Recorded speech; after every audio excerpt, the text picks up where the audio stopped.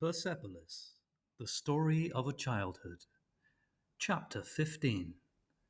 The Cigarette. The war had been going on for 2 years. We were used to it. I was growing up, and I even had friends older than me.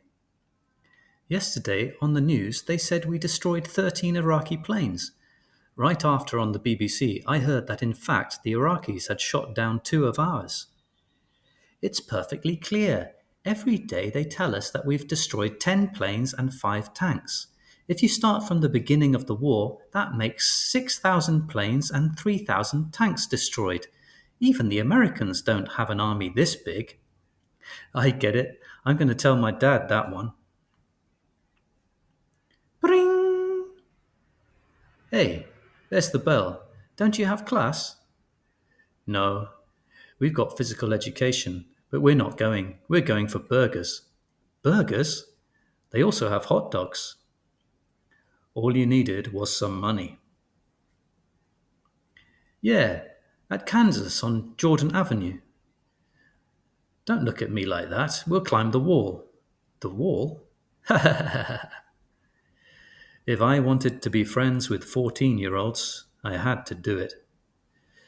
I wasn't chicken, so I followed them. I had already broken the rules once by going to the demonstration in '79. This was the second time. Jordan Avenue was where the teenagers from North Tehran, the nice neighborhoods, hung out. Kansas was its temple. If some public places had survived the regime's repression, either it was to leave us a little free space, or else it was out of ignorance. Personally, the latter theory sounded more likely. They probably hadn't the slightest idea what Kansas was. Did you see his hair? Just like Rod Stewart. Yeah, if he gets caught, he'll get a buzz cut. In spite of everything, kids were trying to look hip, even under risk of arrest. My friends weren't actually that interested in the hamburgers. We let the boys know that they could follow us by a few signs. Follow the others, I mean. I was too young to interest them. The sirens went off. What the hell are you doing? Hit the dirt! We had been told that if we were in the street during a bombing, we should lie down in the gutter for safety. Ha ha, you chicken! The wonderful day was spoiled by my mum. So, how was school? Okay, why?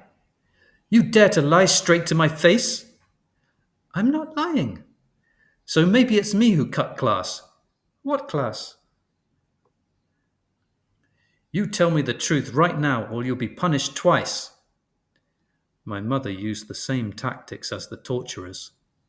But all I had was religion class. I don't give a damn. You don't cut class.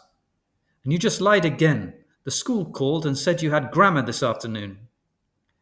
I had said religion to try to make my mother less angry, but it hadn't worked. This time I covered for you, but it's the last time. Now is the time for learning. You have your whole life to have fun. What are you going to be when you grow up? In this country, you have to know everything better than anyone else if you're going to survive. Didn't you meet Dad when you were 14? You're not 14. So, I'm 12. Dictator, you are the guardian of the revolution of this house.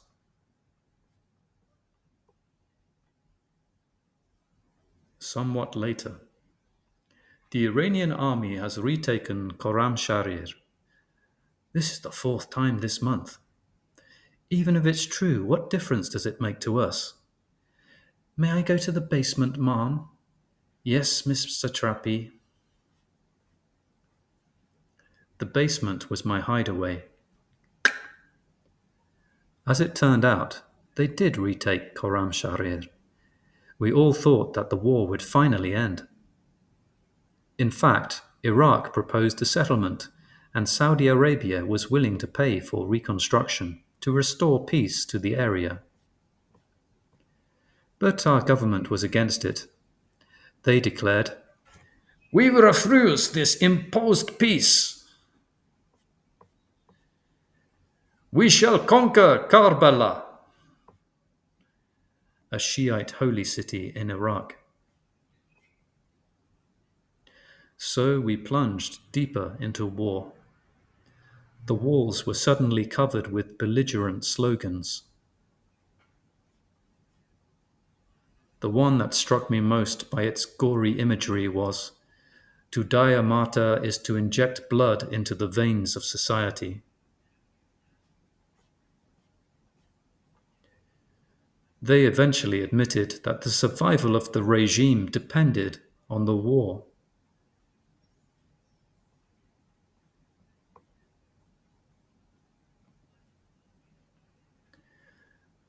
When I think we could have avoided it all, it just makes me sick.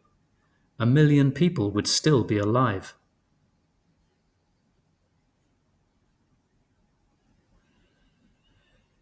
Naturally, the regime became more repressive. In the name of that war, they exterminated the enemy within.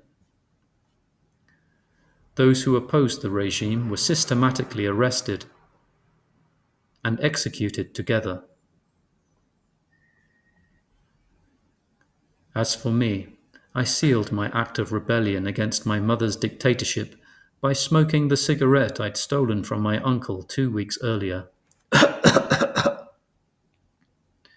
It was awful. This was not the moment to give in. With this first cigarette, I kissed childhood goodbye. Now, I was a grown-up.